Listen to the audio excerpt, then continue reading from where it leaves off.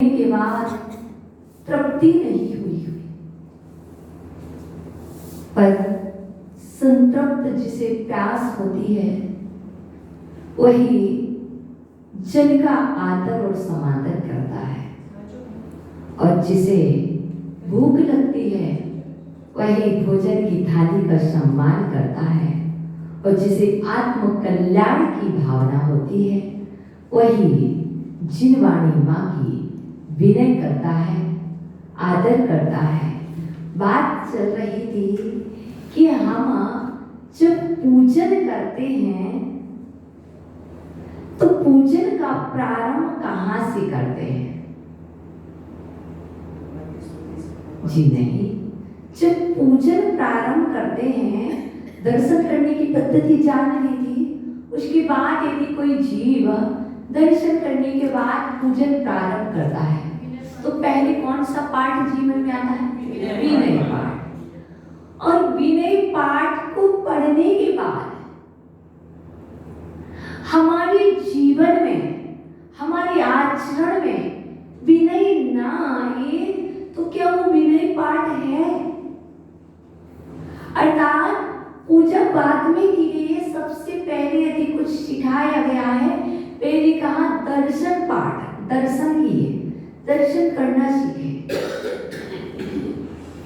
उसके बाद विनय पाठ। अर्थात विनय पाठ में भी विनय सीखिए, और जीवन में परिवर्तन आया कि नहीं आया? विनय पाठ कैसी विनय, कैसी विनय? विनय क्या है? नियम सार पढ़ रहे ना, पढ़ रहे ना। विनय के लिए कुछ स्वामी ने क्या कहा? विनयो मुख द्वारो,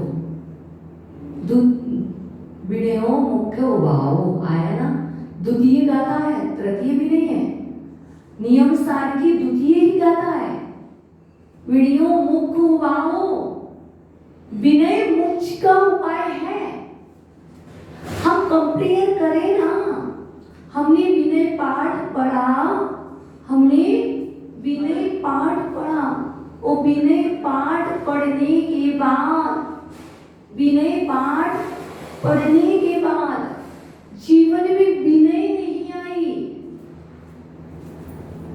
और मोक्ष का द्वार नहीं खुला। क्या? मोक्ष का द्वार नहीं खुला तो कैसा रहा? अच्छा हुआ कि बुरा? अर्थात विनय पाठ करने के बाद, विनय पाठ पढ़ने के बाद मोक्ष के द्वार में प्रवेश होना चाहिए। मोक्ष का द्वार है, मोक्ष नहीं है।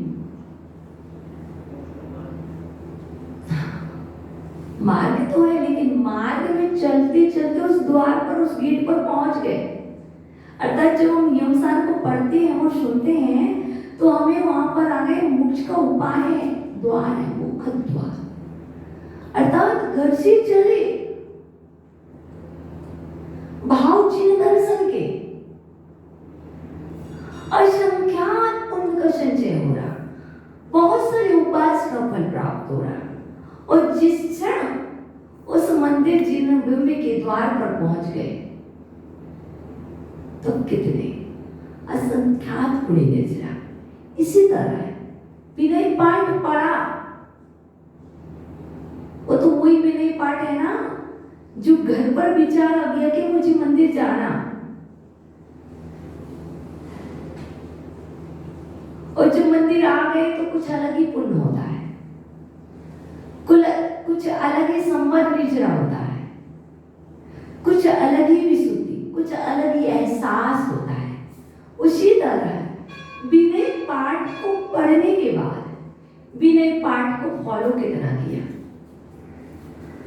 फॉलोअर तो बहुत है विनय पाठ के, फॉलो भी बहुत करते हैं रूटीन में, लेकिन क्या वो विनय आपके जीवन में आई?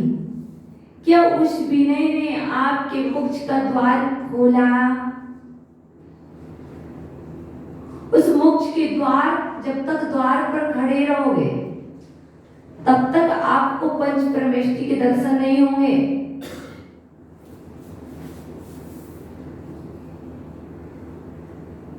और विनय पाठ एक सबसे बड़ा मोक्ष का द्वार का मंगलाचरण है। जब पूरे का अर्थ ले नहीं सकती हूं मैं, अर्थ ले नहीं सकती, शॉर्ट में समझाने का प्रयास कर रही हूं। आप कल जब पूजा करेंगे तो आप स्वयं समझ लेगा। विनय पाठ, ठीक है ना? किसके लिए है वो पाठ? विनय पाठ मत पढ़ा मतलब जीवन में विनय आ गई। और फिर उसको विनय पाठ का हमने जब जाना कुंद स्वामी से, कहीं विनय पाठ क्यों पढ़ना? क्वेश्चन हमने विनय पाठ से नहीं कहा, हमने कुंद स्वामी से कहा, ही कुंद स्वामी कलिकाल सर्वज्ञ, आप तो श्रीमंदिर स्वामी के सम्मोषण में गए थे और मैं आपसे क्वेश्चन कर रहा हूँ, आप मुझे बताइए मुझे विनय पाठ क्यों पढ़ना? तो कुंद स्वामी बोले, विनयो मुख उवाओ, विनय मोक्ष का उपाय है। विनय से ही जीव मोक्ष के द्वार तक पहुंच जाता है। जो जिसकी विनय करेगा, जो जिसकी विनय करेगा उसे उस वस्तु का और उस व्यक्ति से लाभ होगा। दोनों चीज समझिएगा। हमने वस्तु भी कहा है, व्यक्ति भी कहा है। हमने भोजन की थाली की विनय की, आदर किया, आदर का हो, सम्मान का हो, विनय का हो, ये सभी का अर्थवाची है। यदि हम थाली का आदर नहीं करेंगे तो बताइए उसमें भोजन रहेगा क्या? हम गिलास का आदर नहीं करेंगे, गिलास को उल्टा कर देंगे तो क्या जल का लाभ मिलेगा क्या? नहीं मिलेगा ना। वैसे ही हम जिनवाणी माँ का आदर नहीं करेंगे तो हमारे लिए ज्ञान मिलेगा क्या? हम गुरुओं का आदर करेंगे तो हमें गुरुओं का समादर आदर करने से उनका लाभ भी मिलता है। हम प्रभु का आदर करते हैं तो उनकी कृपा भी होती है। अर्थात ये उपाय है, द्वार है, वो आपको सिर्फ मार्ग ही दिखाएंगे, उस द्वार तक ले जाएंगे, आपको बता देंगे जाना तो आपको ही एंट्री करना पड़ेगा। माँ ने तो बता दिया है कि भोजन करने से भूख मिटती है और माँ ने मुझे थाली दे दी है, अब मुझे थाली में से नहीं ग्रहण करना माँ, तो आपने मेरे हाथ में दे दिया है, कर पात्र में। कोई पात्र में करता है, कोई कर पात्री होता है, और हमें कर पात्र में आपने भोजन आहार दे दिया। अब उसके बाद बताइए मुख तक किसको ले जाना? चलिए मुख तक भी आप रख दोगे, मुख तक भी मान लिया मैंने, आप रख दोगे। उसके बाद मुख में जाने के बाद का पुरुषार्थ बताइए किसे करना है? दांतों से चबाएगा कौन? मिक्सी चबा सकती, मिक्सी पीस सकती है, आपके लिए मिक्सी कार्य कर सकती, लेकिन गले के अंदर कौन ले जाएगा? स्वयं को ले जाना। उसी तरह आचार्य भगवंतों ने भोजन बना करके रेडी कर दिया, रेडीमेड रखा हुआ है।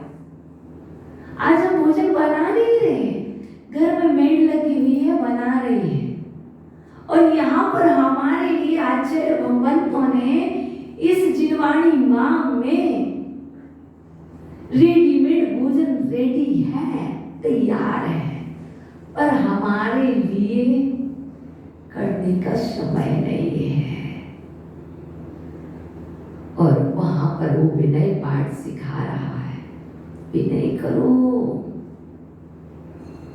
जैसा तुमने लक्ष्य बनाया है वैसा ही फल प्राप्त करोगे।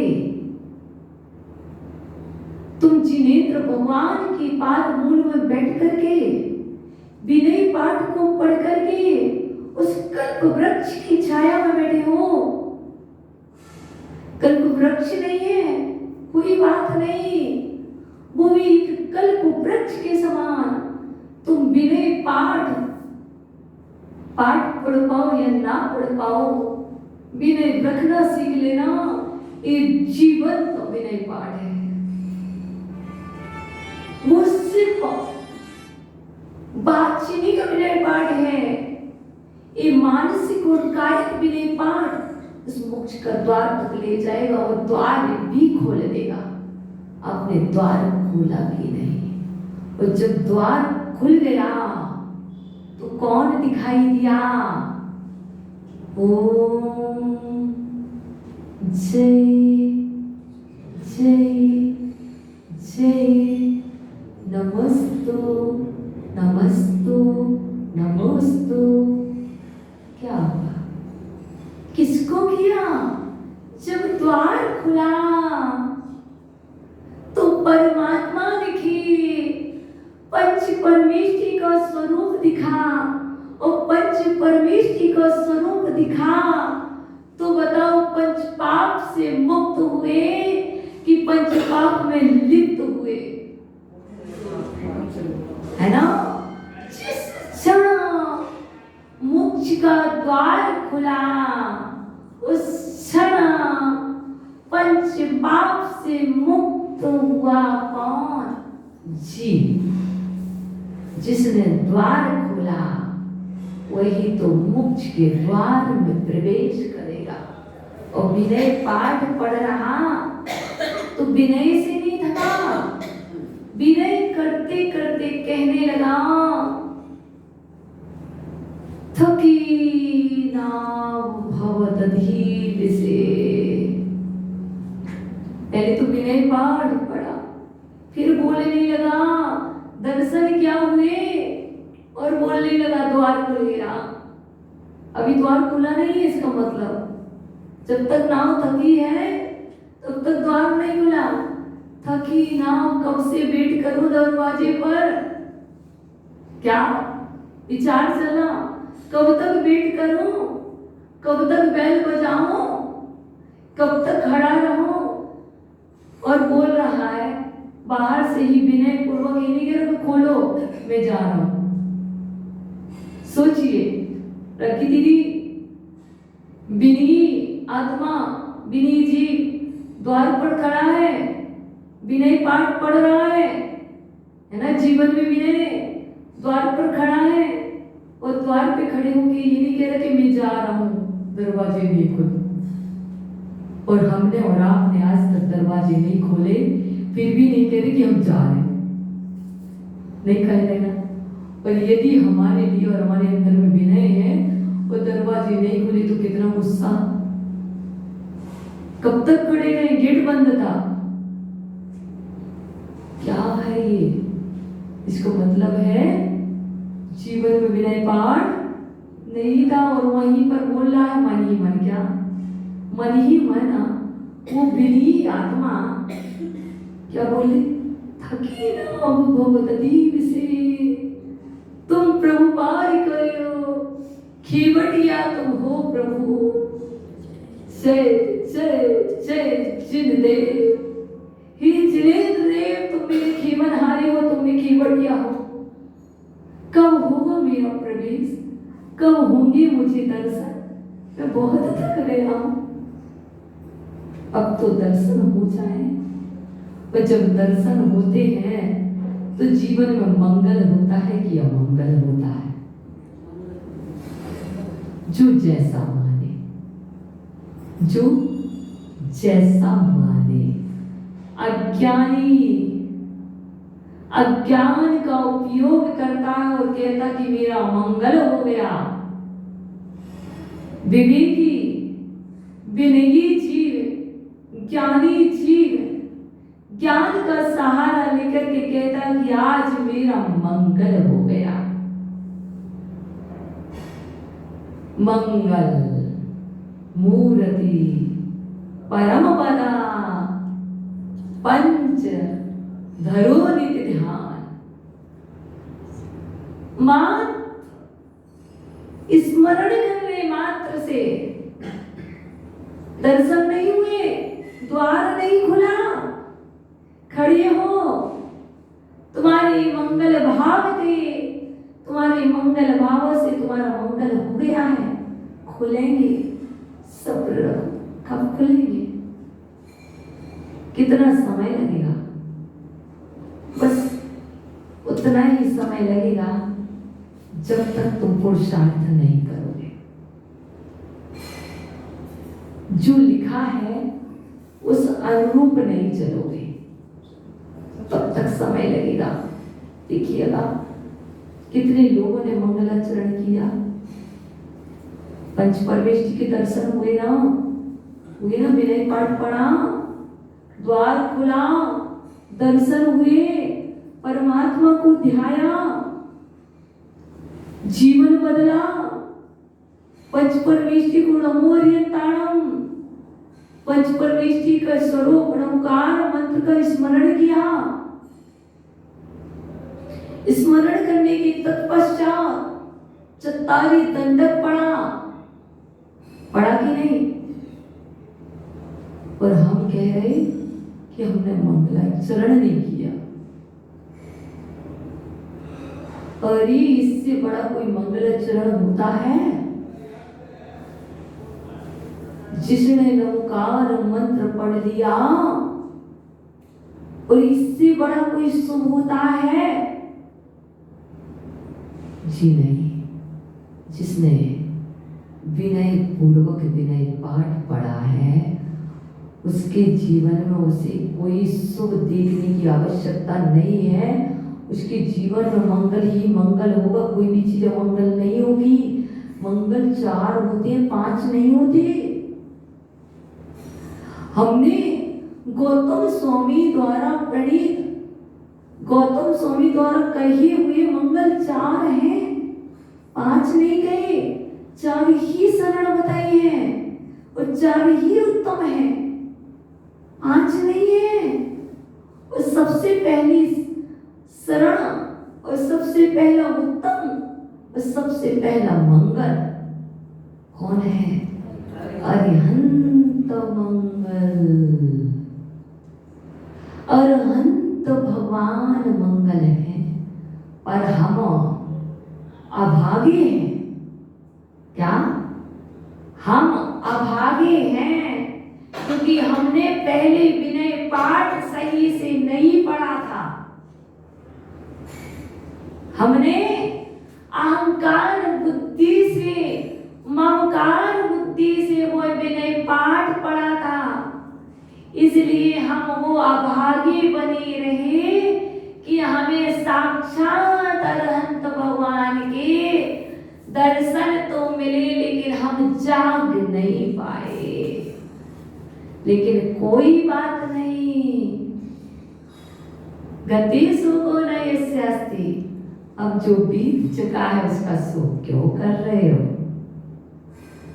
अब कम से कम अरहंत भगवान स्थापना निक्षेप से उनके जो दर्शन हो रहे हैं, उनको देख करके वो साक्षात समोशरण में विराजमान उन अरहंत भगवान को स्मरण करो। आज वो तुम्हारा उपकार इसलिए नहीं कर सकते हैं क्योंकि आपके पास साक्षात अरहंत भगवान नहीं है। हमारे पास अरहंत भगवान नहीं है। तब हम डूबे हुए थे, थके हुए थे, थक गए थे तो मंदिर नहीं आए थे, ऐसा विनय पाठ पढ़ा था। शरण में नहीं आए थे उनकी, बाहर ही बाहर घूम रहे थे। और उसके बाद अब बात आती मंगल में। अरहंत मंगल है, द्वितीय क्रम पर सिद्ध मंगल। नमो सिद्धाणम सिद्ध मंगलम। बोलते ना, सिद्ध भगवान मंगल है। अभी तो मोक्ष के द्वार में प्रवेश करना है अब इस सिद्धि के बिना मोक्ष के द्वार में प्रवेश किए बिना क्या तुम्हें सिद्धों के दर्शन होंगे? जब तक उस द्वार में प्रवेश नहीं करोगे तब तक सिद्धों के दर्शन होंगे क्या? नहीं होंगे। और दर्शन नहीं होंगे और एक बार उस द्वार में प्रवेश कर जाओगे मोक्ष के तो वापिस नहीं आओगे। क्या? एक बार प्रवेश कर जाओ, दोबारा नहीं आ पाओगे। यहाँ हमसे नहीं मिल पाओगे और यदि हम प्रवेश कर गए तो हम आपसे नहीं मिल पाएंगे, है ना? इकट्ठे तो नहीं कह सकते। इक्को करे निकम्मम, इक्को हिंड दिए दीह संसारे, इक्को जाए मरिए तत्सफलम मुझे इक्को। एक ही जीव पुण्य कार्य करता है और उसका फल भी अकेला ही भोगना पड़ता है, लेकिन हम और आप एक स्थान पर बैठ करके एक साथ स्वाध्याय कर रहे हैं। उपयोग जिसका जैसा होगा, जैसी परिणति अंतरंग होगी, वैसी ही सुभाषराव सुबंध संवर और निर्जरा जीव करेगा।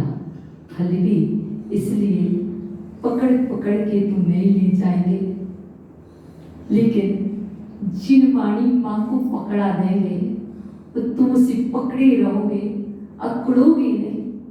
पकड़ने की बात अकड़ोगे नहीं तो अवश्य ही गौतम स्वामी की तरह, महावीर स्वामी के मोक्ष जाने के बाद केवल ज्ञान हो गया था और कंप्लीट 12 वर्ष बाद गौतम स्वामी को मोक्ष हो गया था। वही दिन केवल ज्ञान, वही दिन मोक्ष। इसी तरह जिस दिन अहंकार छूटा, अकड़ना छूटा, उसी दिन चारों ज्ञान की प्राप्ति और उसी दिन गुरु के मोक्ष जाने के बाद शिष्य को केवल ज्ञान की प्राप्ति और उसी दिन कंप्लीट 12 वर्ष बाद शिष्य को मोक्ष की प्राप्ति और सुधर्माचार्य को केवल ज्ञान की प्राप्ति और कंप्लीट 12 वर्ष बाद सुधर्माचार्य को मोक्ष की प्राप्ति। वही कार्तिक कृष्ण अमावस्या और उसी दिन जम्बू स्वामी को केवल ज्ञान की प्राप्ति। और हम और आप जिस दिन सच में विनय पाठ पढ़ लेंगे उस दिन वो द्वार तक तो पहुंच गए विनय के पाठ के बाद। वो द्वार खोलेगा, सिद्धां शरणं गच्छामि, सिद्धां शरणं पपचामि। जब सिद्ध की शरण जाओगे तभी तो प्राप्त होगे। बोलते हैं धम्मं शरणं पपचामि।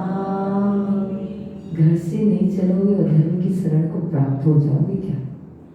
पहले जाना पड़ेगा, गच्छामि करना पड़ेगा, तब कहीं प्राप्त होगी।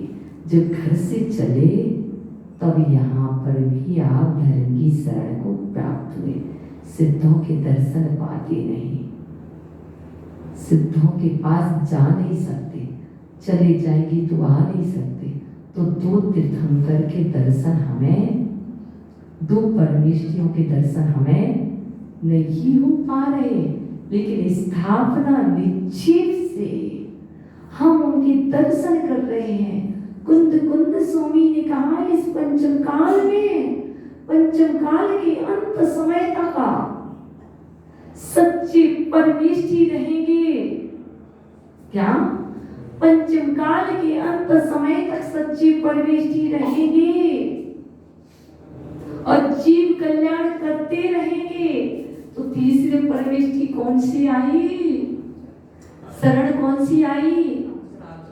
साधु शरणम अवजामि। बोलते ना पूजा के बाद में नए पाठ, मैं साधु की शरण को प्राप्त होता हूं। अब बात आ रही है अरहंत को पहले, सिद्ध को बाद में, साधु को पहले और धर्म को बाद में। ऐसा क्यों? क्योंकि अरहंत भगवान हमारे ऊपर उपकार करते हैं। अरहंत भगवान उपकारी हैं, सिद्ध सिद्ध हैं। सिद्ध असिद्ध नहीं होंगे, सिद्ध उपदेश नहीं लेंगे, सिद्धों का समोसरण नहीं रहेगा, सिद्ध सिद्धालय में राजेंगे और अरहंत समोसरण में राजेंगे और जीव के पुण्य के अनुरूप उनको दिव्य ध्वनि खिलेगी, आपका कल्याण होगा। इसलिए सिद्ध को पहले बाद में और अरहंत को पहले रखा गया है और अरहंत पहले मंगल है, सिद्ध द्वितीय मंगल है और तृतीय मंगल साधु है। साधु में आचार्य ले लीजिए, उपाध्याय ले लीजिए और साधु सभी आ जाते हैं। और धर्म को मंगल लास्ट में कहा और हम क्या कहते हैं? धर्म पहला मंगल है। अरे भैया साधु नहीं होंगे तो तुम्हें धर्म का मार्ग कौन दिखाएगा? तुम्हें उस दरवाजे को खोलने वाली की दरवाजे पे खड़े रहोगे विनय पाठ पढ़ते हुए, विनय से आए द्वार नहीं खुला, कौन बताएगा कौन सी चाबी लगाओ? कौन सी की? मास्टर की। कैसे लगाऊं? लेफ्ट से कि राइट से, आधो से कि ऊर्ध्व से, नैऋत्य से कि वायव्य से? ये कौन? अर्थात वो साधु आपके लिए जो आपका ऊपर उपकार करते हैं वो आपको सिखाएंगे और वो द्वार खोलेंगे और आपको दरवाजे पर भी गिर जाओगे तो वो उठा लेंगे और फिर वे अंदर प्रवेश करा देंगे, क्योंकि अरहंत से परिचय कराने वाले साधु परमेष्ठी हैं। यदि काश वो आचार्य भगवंत, वो उपाध्याय परमेष्ठी जिन्हें द्वादशांग का ज्ञान था, वो गणधर सौंगे, वो अनुवद्य केवली, वो श्रुत केवली, वो केवली नहीं होते, वो आचार्य भगवंत ना होते, वो साधु शरण ना होती, वो साधु मंगल ना होती, तो आज हमारे लिए और आपके लिए परिचय कौन कराता कि अरहंत भगवान ऐसे होते हैं, सिद्धों का स्वरूप ऐसा होता है। अर्थात परिचय कराने वाले वो साधु परमेष्ठी रहे और आज भी वर्तमान में क्या करते हैं? वो जगाते रहते हैं और हमें धर्म से परिचय कराते हैं। धर्म क्या है? हमने सुना है, मात्र हमने और आपने सिर्फ इतना ही सुना है। कलश मंगल होता है, छत्र मंगल होता है, ध्वजा मंगल होती है, जिनालय मंगल होता है। धर्म में सब कुछ आ गया है, इसलिए चौथे मंगल कह दिया। धर्म मंगल होता है तो मंदिर के अंदर जो जो भी सामग्रियां हैं, जो वो अष्टद्रव्य पूजन, ये सब कुछ मंगल रूप है, मंगल स्वरूप है। इसलिए अलग से लिखने की आवश्यकता नहीं रही। लेकिन उससे पहले यदि तुम्हें साधु संत दिख जाए तो तुम मात्र हाथ जोड़ लेना। अब ड्राइविंग भी कर रहे, हाथ ना जोड़ पाए ड्राइविंग करते हुए, लेकिन भाव से नमस्कार कर लेना। और यदि तुम्हें ड्राइविंग करते हुए भी रोड पर ट्रैफिक नहीं है, आप साइड में लगा सकते गाड़ी, लगा लो और उतर गए। यदि सामर्थ्य है तो गाड़ी से उतर के नमस्तु कर लिया, साधु नहीं भी रुक पाए, तुमने देख लिया, नमस्कार कर लिया, उस दिन समझना कि तुम्हारा मंगल हो गया, तुम्हारा दिन मंगल हो गया, तुम्हारा जीवन मंगल हो गया। वरना पता है वो बनारसी दास जी जैसे तड़प तड़प के मर जाओगे। कैसे? साधु के दर्शन कहीं पाता नहीं, दिल दुखी है दुख सहा चाहता नहीं, सोच करता हूँ सदा साधु बनो, साधु बिन साधु बना जाता नहीं। वो बनारसी दास सोचते सोचते तड़पते तड़पते लिखते लिखते क्या लिखा बनारसी दास ने? कौन सी भावना लिखी बताओ?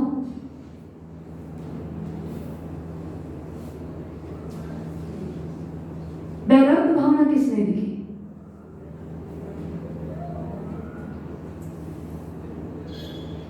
सोचिए, ये पुरानी जो भक्तियां, ऐसे पंडित जी तड़पते रहे, बिलखते रहे, आज हमें आसानी से दर्शन हो रहे,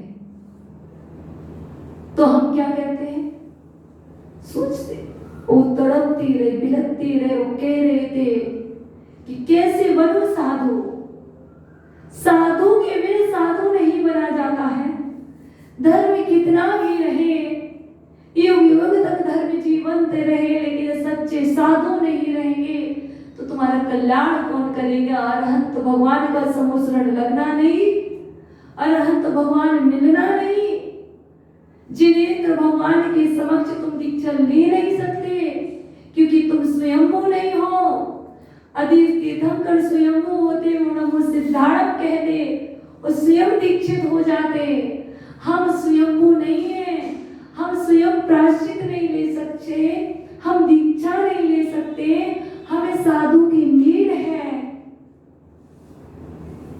और हमारे लिए साधु मंगल रूप है, साधु उत्तम रूप है, साधु की शरण को प्राप्त होना है।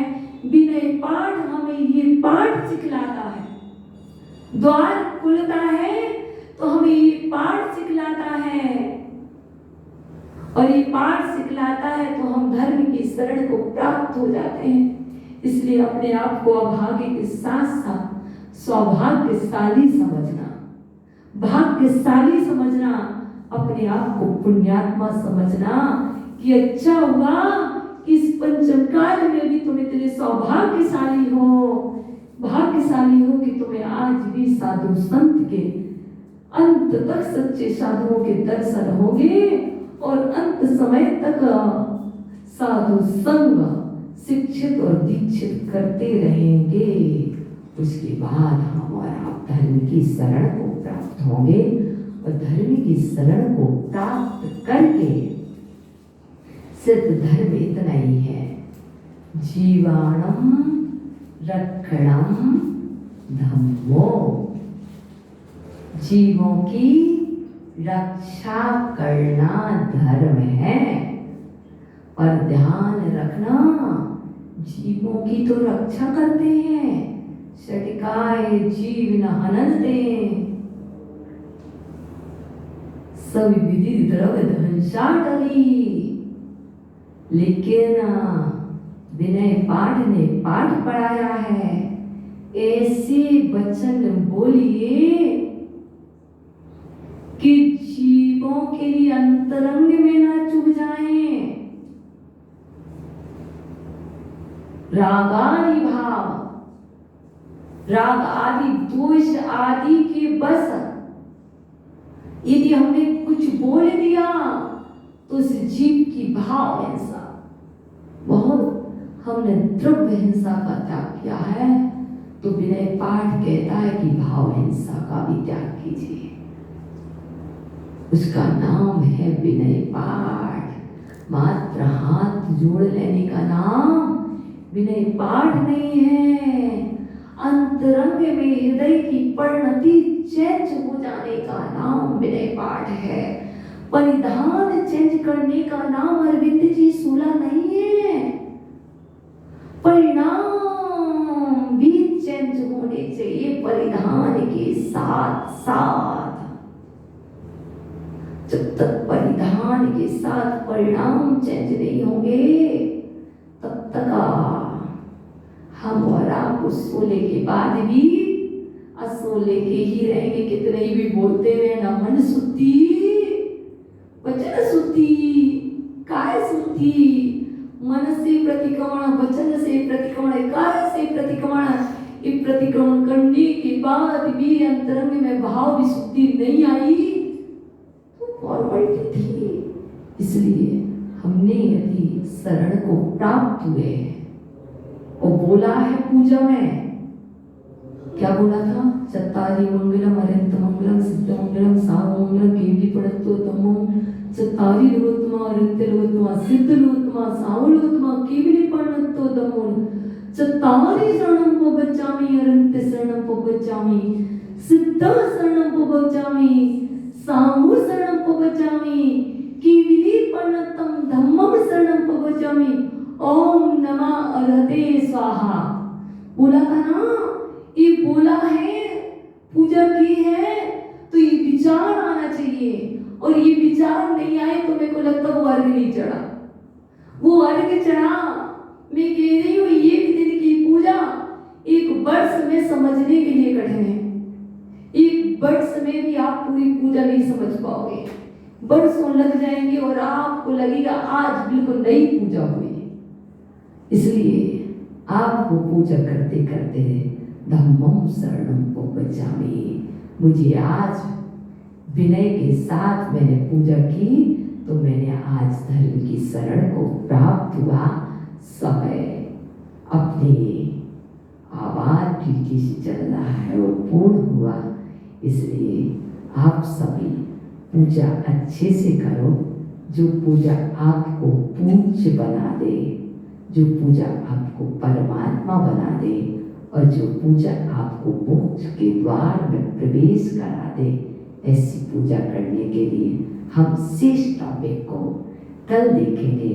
लेकिन आज मन को पवित्र करने के लिए हम और आप करेंगे प्रतिक्रमण। मैं सभी जीवों को क्षमा